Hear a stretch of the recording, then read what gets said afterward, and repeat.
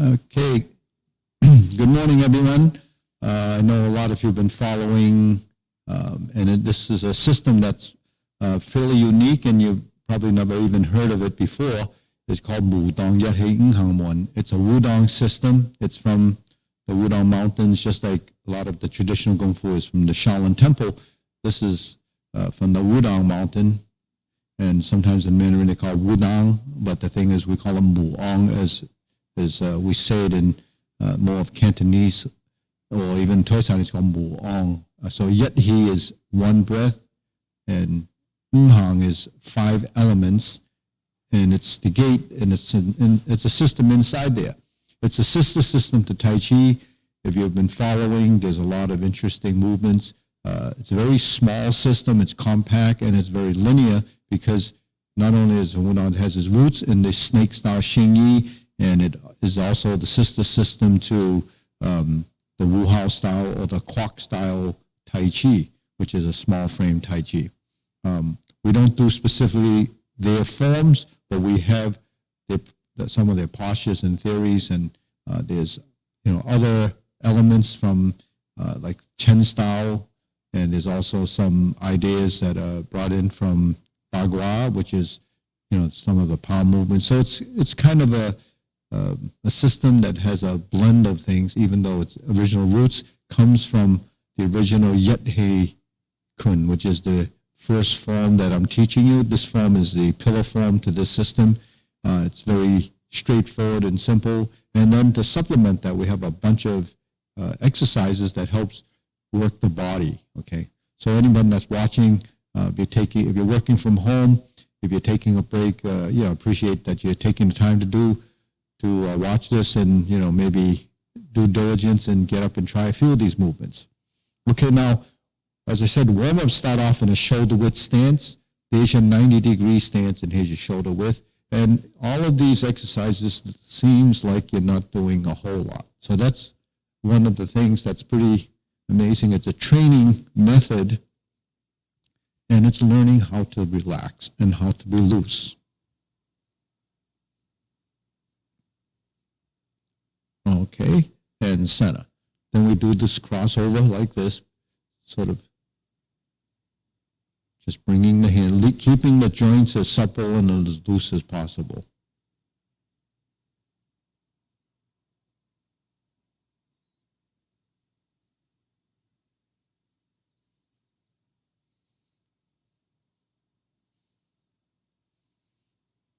And next.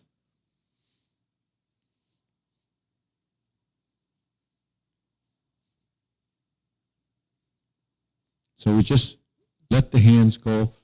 Find your center line. There's your center line. Here's your center line. So when I speak of geometry of position, we talk about center line, and we talk about triangles, and we talk about circles and hoops. Okay, and then when hands are aligned, per se, those are square movements. Okay, so we try that a few more times. 1, 2, 3, 4, 5. Okay, next we cross the hands at the wrists and go out to the side.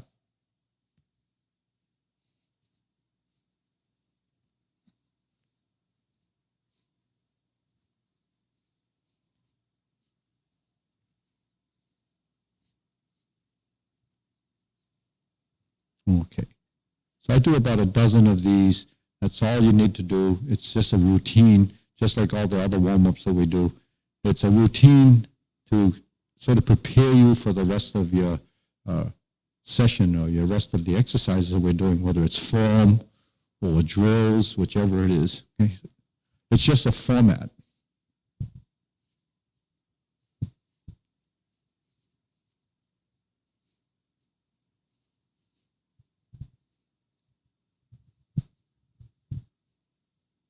And center. Okay, take a step forward. So this is mirror image. So I have my left foot forward, your right foot is forward, this hand's on the hip. And we're going to take the arm way up high, and the shoulder is turning. Take it nice and slow and relax the shoulder. You can feel the ligaments and tendons turning. and turning.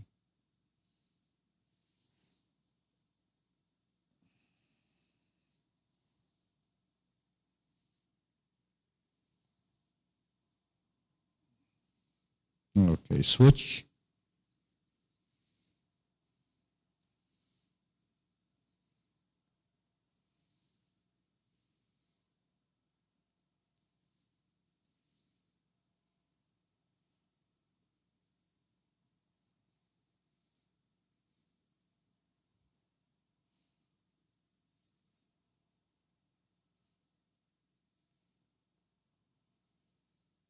Okay, so now shake it out. Deep breathing, hands up.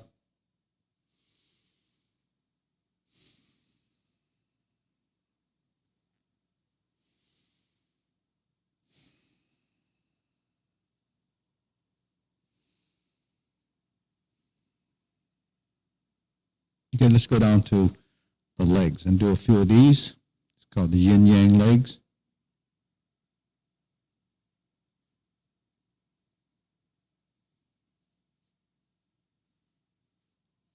Okay, switch. So we're in the suspended stance.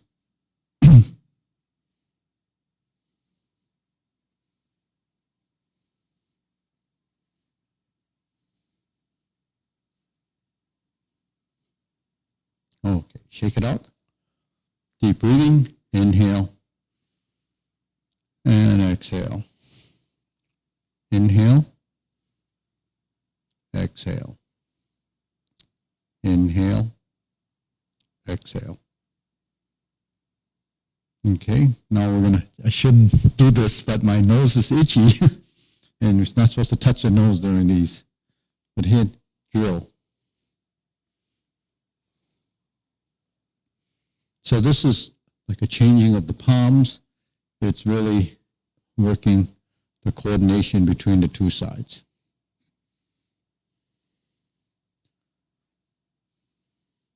One of the reasons why exposing this system and teaching it in public is because it's a small system, and one of the missions is to promote traditional martial arts as well as getting exposure and interest so that people at least know about the system.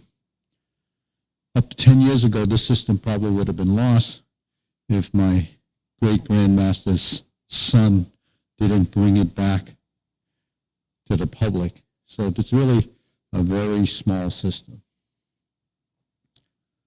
At this point, I don't think there's more than, 50 people in the world that does this. If there are, I don't know where they are. They would be pretty elderly.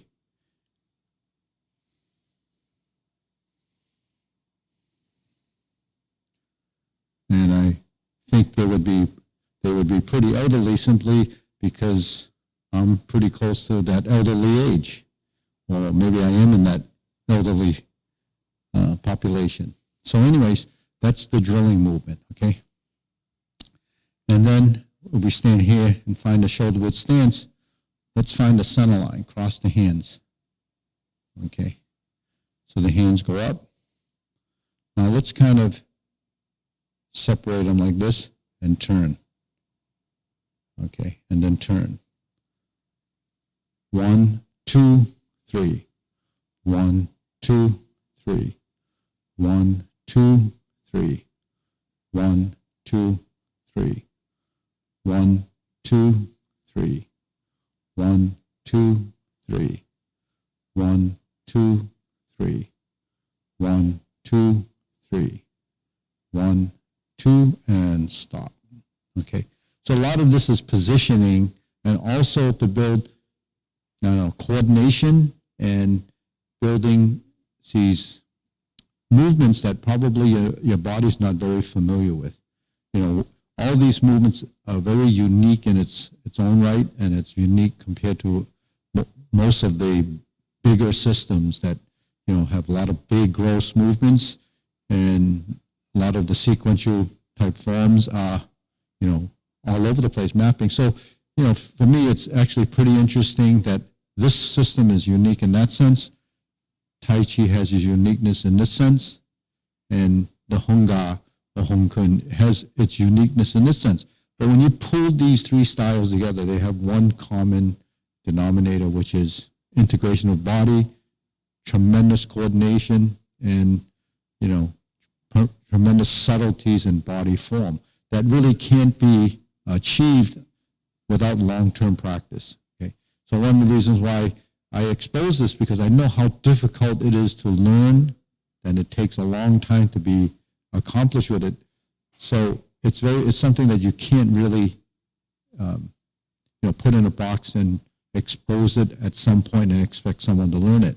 So you have to actually draw the interest, get someone interested in the style, and then you have something that you have a following that can preserve the art if that's the case. Okay, now we just did that, right? Okay, now we're going to do, before we do the form, some of the other drills. So we do this.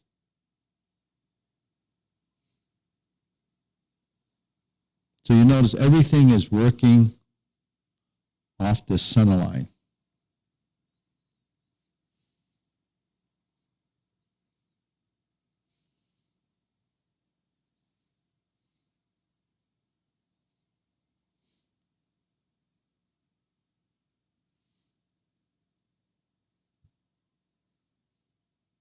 So we have one hand in a fist, one hand open, and we switch.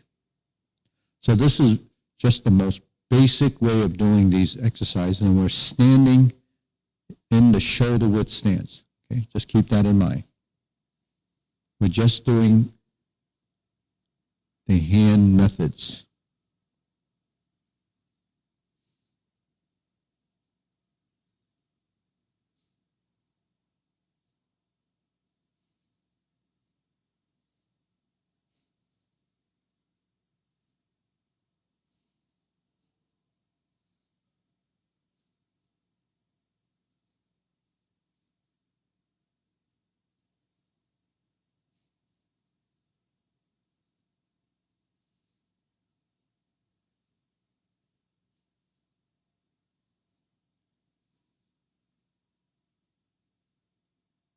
Okay, next, that's the third one.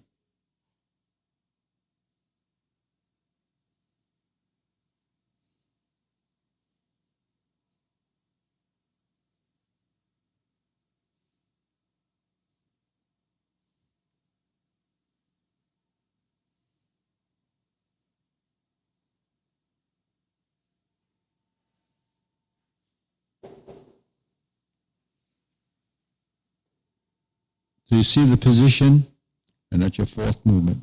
Okay, next. On the fifth movement, we're here.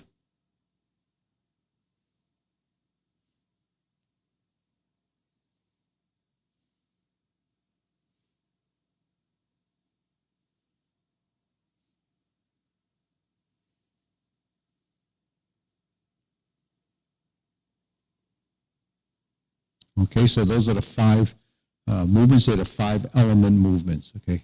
Without getting into too much terminology, I just want, those are 5 exercises that we do. And then we have another series more. Let's just work toward the center line with this.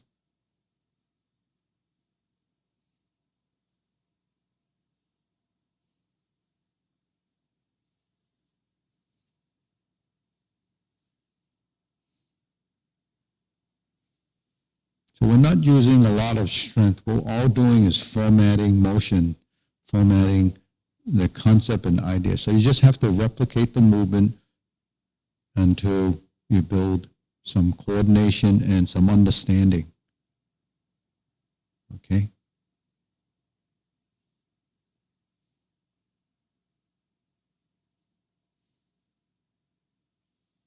So the difference is this is palm down, this is vertical, side to side thrust.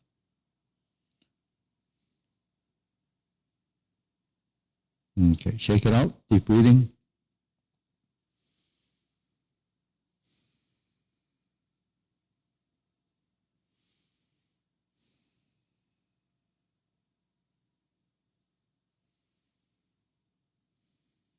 Okay, circular movements.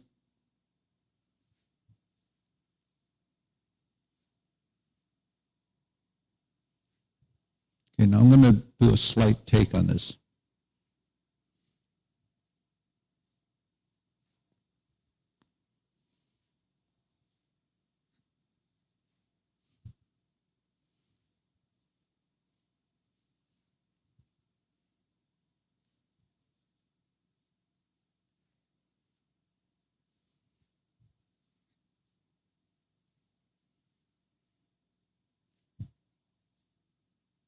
Okay, shake it out. Deep breathing again. And exhale. Inhale. Exhale. Inhale. Exhale. So for the first time viewers, or if you've been watching this, movements are fairly simple. And if you studied other systems, or you're a practitioner, if you're a teacher, you say, like anyone who has spent a lot of time studying something, you say, I know that, that's similar to what I do, or, a lot of times you just make this, you can draw these conclusions and comparisons of what you see, and, whether it's interesting or not, but you end up, seeing the similarities and say, we have that in our style, or we have that in our system, and so forth. But, it is common in a lot of styles that we have similar movements, but the approach, the theory, the concept, and the principle that drives those movements could be slightly varied, and that's something that could be interesting as a style. It's very difficult to study for a long, long time and say, well, I'm going to switch gears and do it this way, or switch gears and do it that way.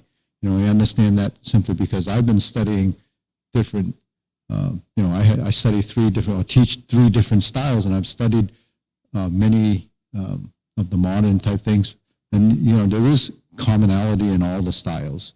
It's simply because we're dealing with the same body, we're dealing with the same idea, and we have to train in the same way. So there's a consistency in the method of training and so forth. But what is the method and what drives those movements from the principle on down could be, the varying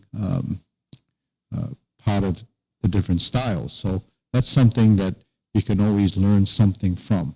Okay, now from here, we're going to go to this position and find this stance. So if I look in the mirror, I'm going to be in this 90-degree position. Okay, I bring my foot to here, that's the toe and the heel, go like this, and I turn. I'm actually facing that corner. I bend like this, and I turn. If I take my foot up like this, that's the step. Okay, you see how I did that? It's like a sliding step, but the foot is turned like this. So essentially that's called the empty stance. And most of the weight is on the back leg. You want to kind of use the front leg to pull yourself forward. You want the spine to be as straight as possible and find your position. Okay? Now, as I mentioned before, there's a couple of different variations of starting. You can start like this. These are called the sword fingers, and you end up here. Or you can start like this, and there's your center line. So this is like this is like this. So those are variations. I don't know what came first, the chicken or the egg. So, different teachers did it in different ways as they evolved over time. So the two ways, I learned it like this first. This is the method they're doing now. So they're both, to me, just a slight variant. It's good to know that there's a history behind, how it's done. I'm open-minded in that sense because things have to be that,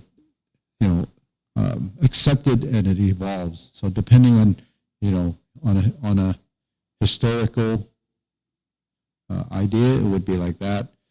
This also could be one of the other practitioners that did like this, but this is the way we're doing it, okay? And this is one of the ways. That's just a starting position. Essentially, you'll end up doing this. So when we step forward and we step, there's your first movement. 1, 2, 3. Okay? 1, 2, 3. Then you step. Right? Here.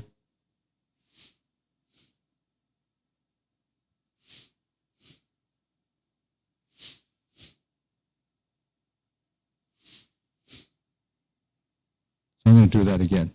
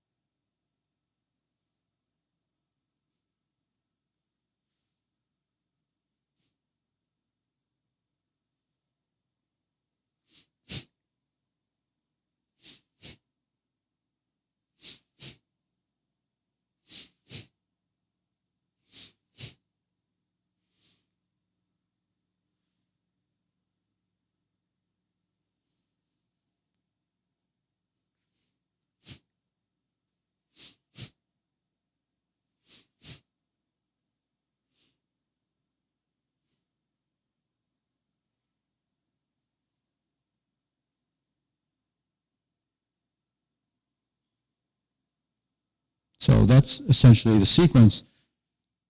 Depending on how much length you have, you can do that movement over and over again. You can start, reset, and go over.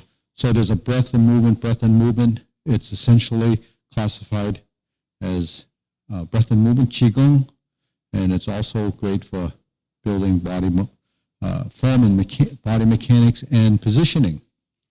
So I'm going to do that again. We're going to start off 1, 2. So here's your starting position. You take a step forward and you go here. You take your step, inhale. Exhale. Inhale. Exhale. Inhale. Exhale. Inhale. Exhale. Inhale. Exhale. Inhale. Exhale. Down. 1, 2, 3. 1, 2, 3. Then we start again. Inhale. Inhale. Exhale.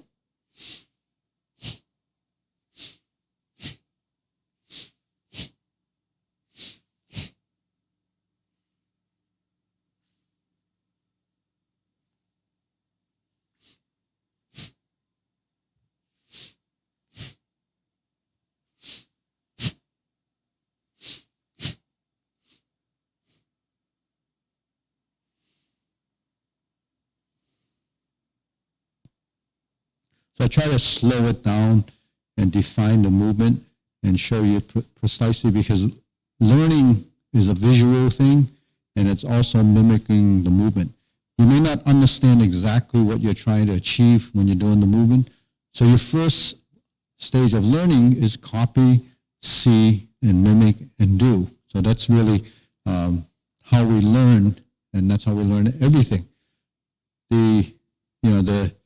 The ability to understand it really comes from the experience and going through that whole process, so that you can decipher what the mind is telling the body and what the body is experiencing from the action. And then there's a feedback, and that loop is a constant, and that loop will go through over and over again. And sometimes there's questions, sometimes you reach blocks, sometimes you forget, and then you kind of fill in the blanks. But a lot of times when someone's learning something, they miss a whole lot because your memory sometimes has lapses. So you have to kind of revisit it, do it often, revisit it. Then there's questions. You answer those questions and you fill in the blanks. That's how we learn. If you can understand that concept, then if you have a hard time or a difficult time remembering, it's a number of things. First, the coordination. You always don't see what you're trying to do. So those are two factors that a lot of times people don't realize or understand. When you take that visual imagery to the next step, and what's that next step? Transferring it into the body to create and replicate what you think you just saw.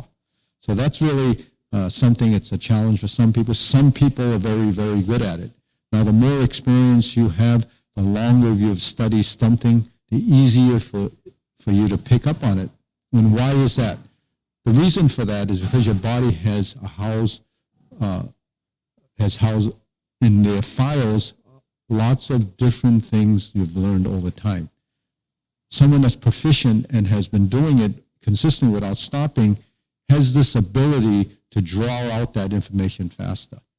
So that's why someone that does something for a week, a month, a year, 5 years, 10 years, 20 years, 30 years, 40 years, 50, has different, concepts built up in here from that experience. And the more experience you have, the more you can draw off it easily.